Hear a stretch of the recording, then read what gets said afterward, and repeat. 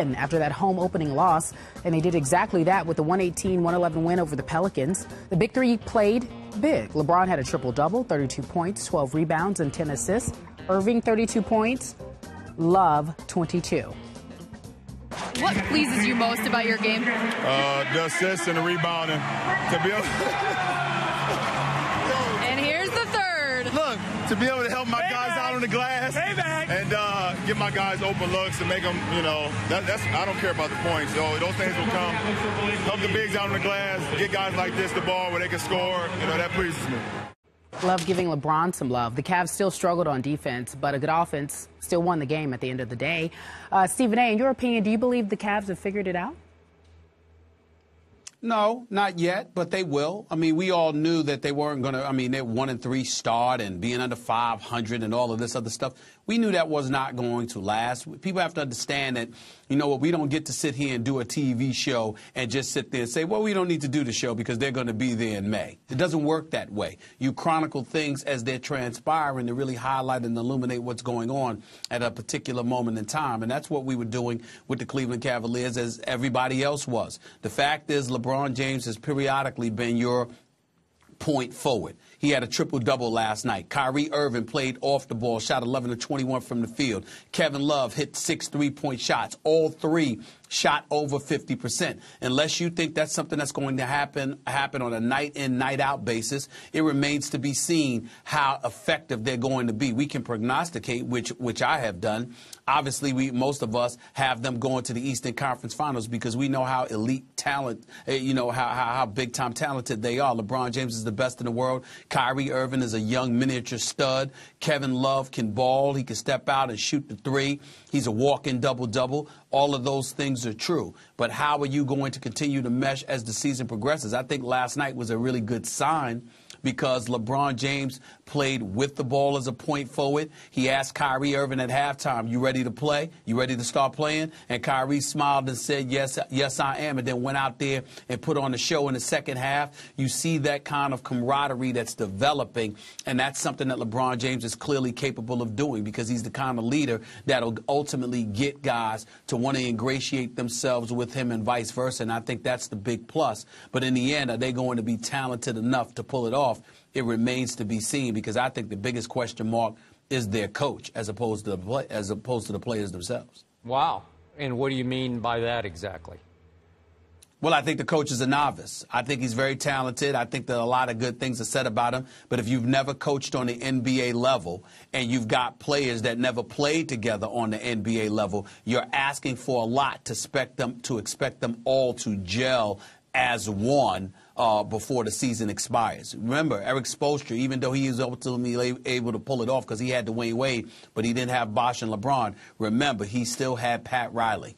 And that's the difference. If you're David Blatt, you've got David Giffen, you've got Dan Gilbert. Not exactly Pat Riley. Yeah, I agree with that. You know, it's interesting. Before I answer the original question, speaking of David Blatt, he really tried to assert himself as the new coach of the Cavaliers after the game. Did you see his remarks about defense or lack thereof when he said... no, I did not. Yeah, right after the game, he was talking about how we had moments of lethargy on defense. One of the reporters asked LeBron about lethargy, and he made a joke. I don't even know what that word means. Obviously, David Blatt went to Princeton while LeBron went to the NBA. But I think LeBron knows what the word lethargy is because he's a very smart man.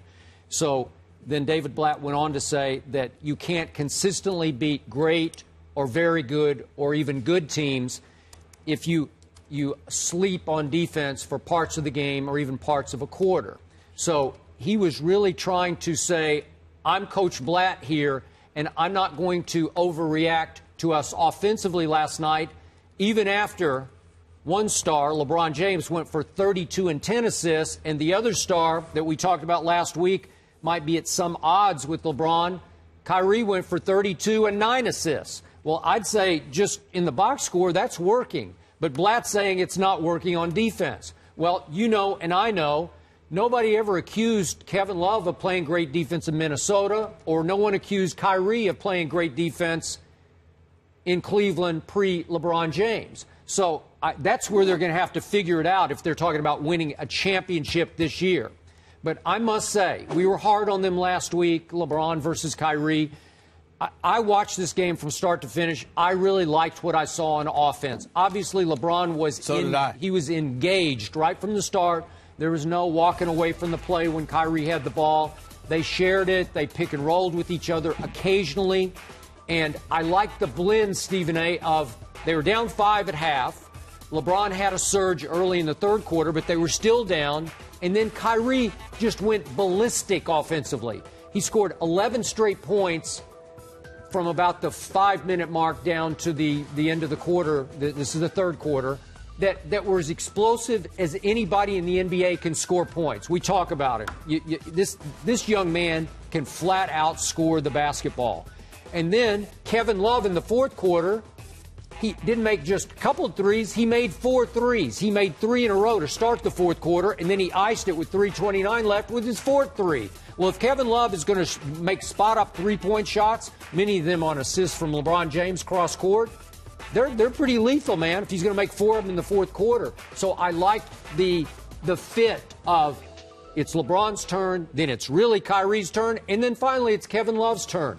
I like that. Are they going to have to play better defense? Obviously, LeBron can play great defense when he decides, but team defense, I think they're going to have a problem unless they play Sean Marion more, because Ryan Anderson was killing them last night. He wound up with 32.